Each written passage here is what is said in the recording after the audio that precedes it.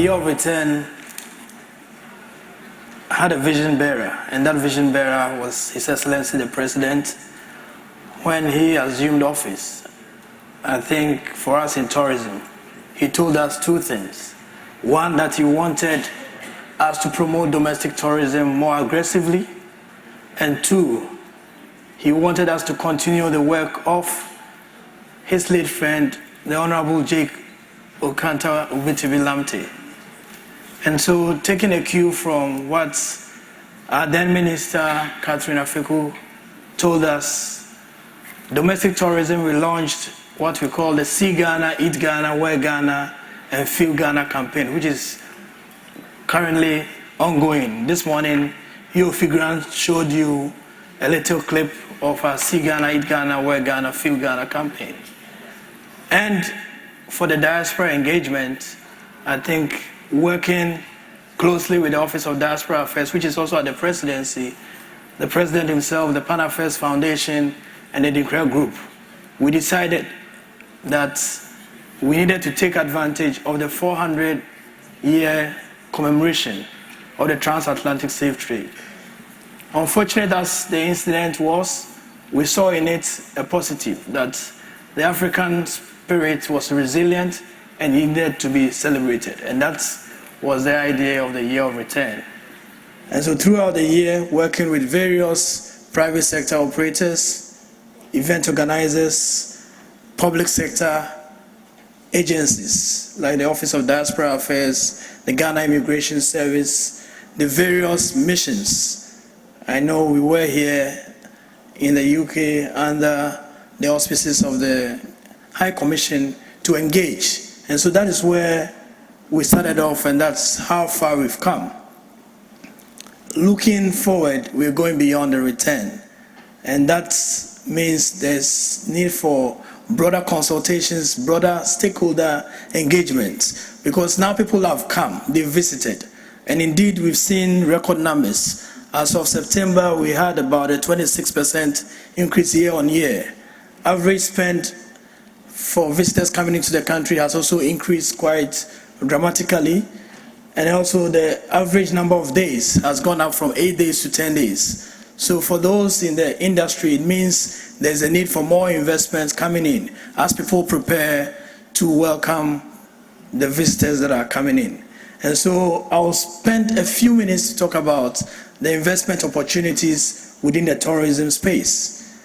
Then we will, together with Bella Mundi, who is here, discuss the beyond the return. So let me go quickly.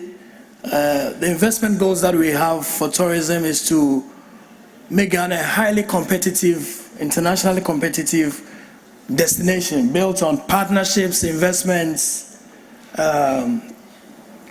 marketing, and then MICE. MICE is meetings, incentives, conferences, and exhibitions. And Ghana has played host in the last few years to very, very serious events coming into the country, and that is what we want to build on going into 2020 and beyond.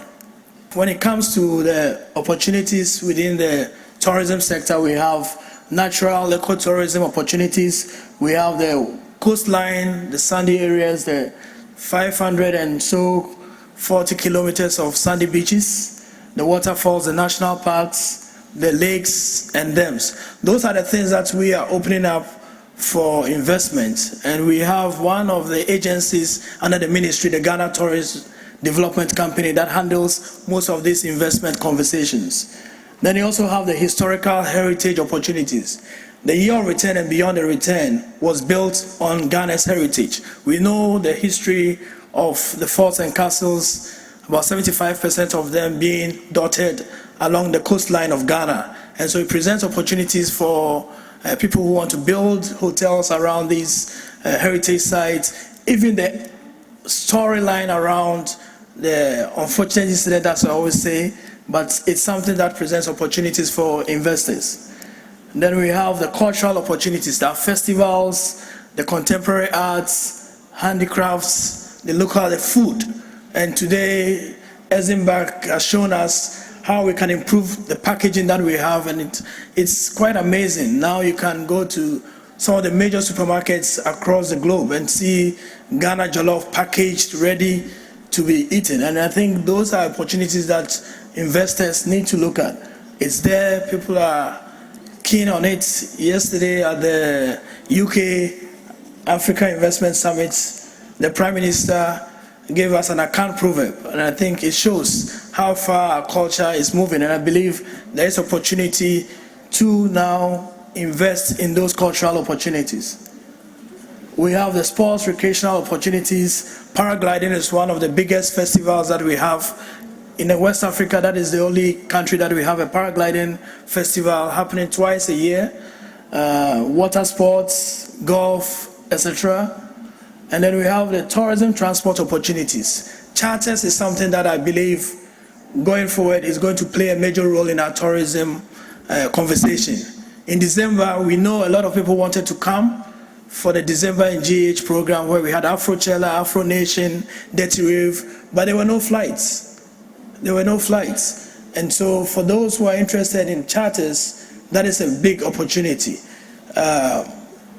We've worked with the Ghana Civil Aviation Authority to improve the regulatory framework for that, and so it's much, much easier if you wanted to do charters into the country. I mean, we had people flying to Cote d'Ivoire, Nigeria, Burkina Faso, all in a bid to get to Ghana to be part of the December in GH program. So air charters is one, water taxis, city tour buses, and all of those things are things that in the tourism transport sector are opportunities for investors. Others are the hospitality training institutes, highway rest stops, and meeting facilities. Like I indicated, Ghana is positioning itself as a very strong MICE destination. We just set up a convention bureau, and we hope that through partnerships and investments, we can get more facilities for some of these programs. Now the big one, the Marine Drive project. Marine Drive is a 241-acre beachfront land in a viable enclave right across the Independence Square, Black Star Square, 241 acres, and we want to create an environment for high-level investment.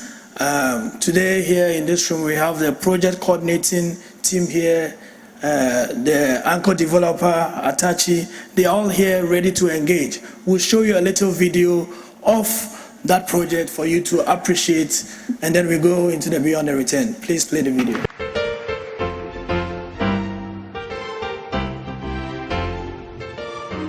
Accra is a city with a beautiful coastline and developing infrastructure, but these elements are currently disjointed and underutilized for the public. Our vision for Marine Drive introduces a new waterfront promenade that weaves together these various nodes into a cohesive urban core, embracing the country's legacy and preparing for its future in the 21st century. Utilizing the city's best assets, its markets, recreation areas, and leisure spaces, the promenade will provide the people of Accra unprecedented access to the city's beachfront and to create around its existing monumental core a new monumental avenue and public promenade right on the sea. This new public promenade is punctuated by 3 new anchors, each of which celebrates Ghana's rich history and provides the capital world-class civic spaces. Anchoring the promenade on either side are the new National Concert Hall next to Nkrumah's monument and the National Museum and refurbished Osu Castle and grounds. Both iconic destinations will be open to the public.